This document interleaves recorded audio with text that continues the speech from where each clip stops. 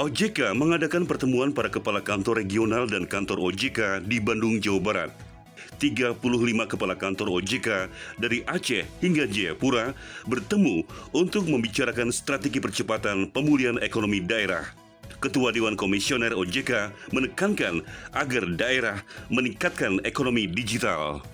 Kita mempunyai berbagai program bagaimana mempercepat digitalisasi ini, berbagai kebijakan, terutama kalau perbankan udah ada bank digital dan sebagainya, open banking udah ada. Tapi begitu lembaga keuangan mikro, operasinya pun masih, sehingga kita fokus di UMKM dan sektor informal. Sehingga kita mempunyai grup yang berkaitan bagaimana lembaga keuangan mikro ini bisa masuk dalam platform digital. Kami harapkan di daerah, ini perannya besar kalau yang proyek ini. Perannya besar sekali, ya, baik itu nanti ada peer-to-peer dan apa di daerah itu banyak sekali, dan nanti bagaimana bank wakaf mikro dan juga bagaimana ekosistem digital ini di daerah. Peran kantor perwakilan OJK di daerah makin terasa penting untuk ikut mendorong pertumbuhan ekonomi daerah di masa pandemi ini.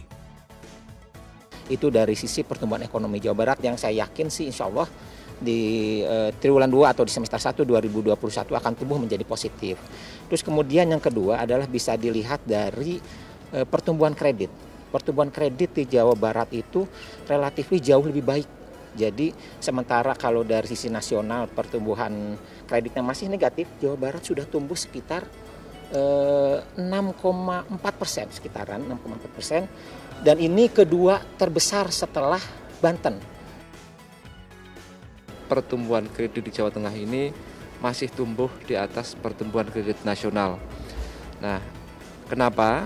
Ini karena program pemulihan ekonomi di Jawa Tengah ini berjalan cukup baik. Program subsidi suku bunga juga berjalan cukup baik. Kemudian penempatan uang negara, baik yang ditempatkan di Bank Jateng maupun Bank Himbara juga berjalan cukup baik. Termasuk restrunya juga cukup baik, bahkan untuk KUR-nya. KUR ini masih tertinggi secara nasional. Inilah saya kira kenapa menjadikan Jawa Tengah ini pertumbuhan kreditnya itu masih lebih baik daripada pertumbuhan kredit secara nasional. OJK ikut berperan aktif melakukan pembimbingan UMKM untuk bangkit. Program pendampingan OJK berhasil memulihkan UMKM di masa pandemi. Awal pendampingan itu dapat informasi ada pelatihan dari OJK. Saya nyoba daftar buat membimbing kan, karena waktu itu saya emang lagi penjualan lagi menurun. Jadi saya nyoba untuk mendaftarkan diri dan alhamdulillah terpilih sebagai yang lolos lah gitu, seperti itu. Nah, setelah mengikuti pelatihan banyak ilmu yang saya dapatkan. Alhamdulillah dari teknik pemasaran, dari produksi, dari mengelola karyawan, udah banyak ilmu yang sangat bertambah. Dan untuk penjualannya juga sekarang intinya dari kepercayaan yang toko-toko lain udah sangat tinggi gitu. Jadi mudah lah gitu untuk menawarkan. Setelah dapat dampingan dari OJK, alhamdulillah wawasan saya jadi tambah, terus jadi nambah. Saya sangat berterima kasih sama OJK dan kalau kedepannya saya berharap dapatnya bantu mesin yang belum punya itu. Saya mesin yang kayak di pabrik-pabrik besar gitu, bukan ada mesin sugu otomatis gitu, bukan ini. Kalau pemasaran insya Allah kan sekarang udah ada mulai online ya, online itu sangat membantu sama saya gitu. Tapi sekarang agak naik kok, agak naik sedikit sampai 30-40%-an dari yang dulu ya.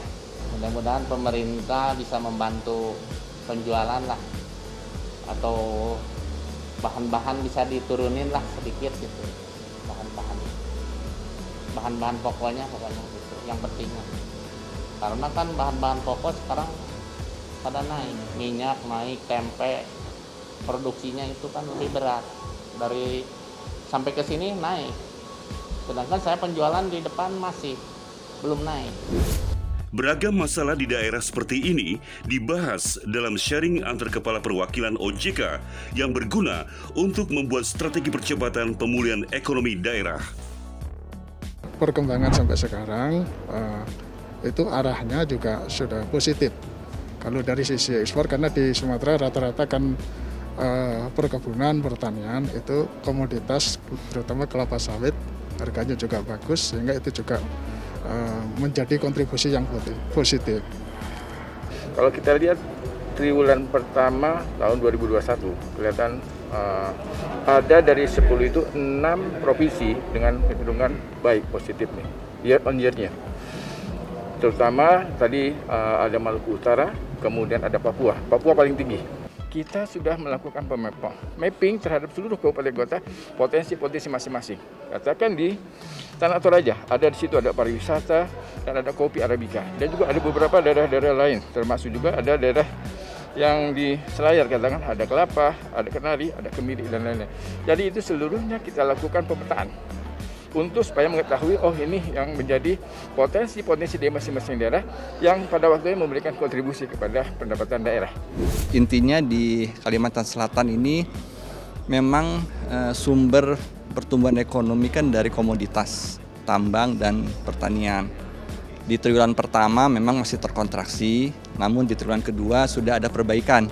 Sehingga mungkin di akhir triwulan kedua atau triwulan ketiga itu perekonomian kita sudah bisa membaik atau lebih dari 7%. Pendampingan OJK pada UMKM untuk bangkit memberikan kontribusi pendapatan ekonomi daerah lebih baik, seperti yang dirasakan juga oleh para petani. Alhamdulillah Ibu semenjak pandemi ini bisa ikut kerja di nanam ubi Jepang ini. Ya alhamdulillah pengen nambah memperluas lagi ini tempat taninya gitu.